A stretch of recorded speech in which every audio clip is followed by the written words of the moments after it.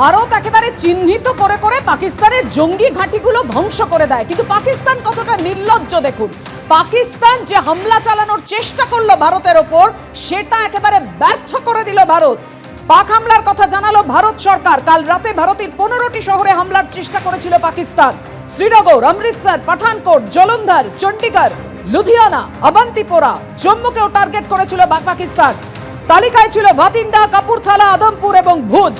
কিন্তু পাকিস্তানের সেই টার্গেট, সেই কৌশল একেবারে ব্যর্থ করে পাকিস্তানকে নাস্তানাবুদ করে ছাড়লো ভারত।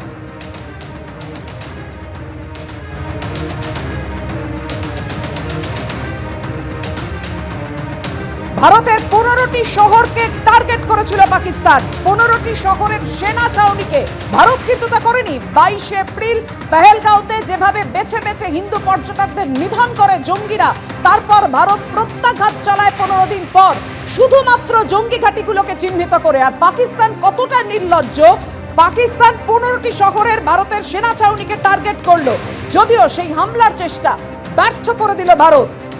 কাল রাতে ভারতের 15টি শহরে হামলার চেষ্টা করেছিল পাকিস্তান। শ্রীনগর, অমৃতসর, পাঠানকোট, জলন্ধর, চণ্ডীগড়, লুধিয়ানা, অবন্তিপোরা, জম্মু, ভাতিন্ডা, কাপুরথালা, আদমপুর, ভুজ, এই শহরগুলো ছিল পাকিস্তানের হামলার তালিকায়, যদিও সেই চেষ্টা ব্যর্থ করল ভারত।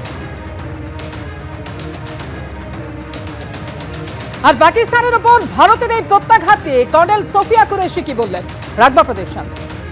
सुबह भारतीय सशस्त्र बलों ने पाकिस्तान के कई स्थानों पर वायु रक्षा रडार और प्रणालियों को निशाना बनाया।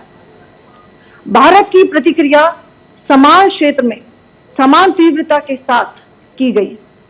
यह विश्वसनीय रूप से ज्ञात हुआ कि लाहौर में स्थित एक वायु रक्षा प्रणाली को निष्क्रिय कर दिया गया। पाकिस्तान ने नियंत्रण रेखा पर आकरण गोलीबारी की तीव्रता बढ़ा दी है, जिसमें कुपवाड़ा, बारामूला, उरी, पुंछ, मेंढर और राजौरी क्षेत्रों में मोर्टार और भारी तोपखाने का इस्तेमाल किया जा रहा है।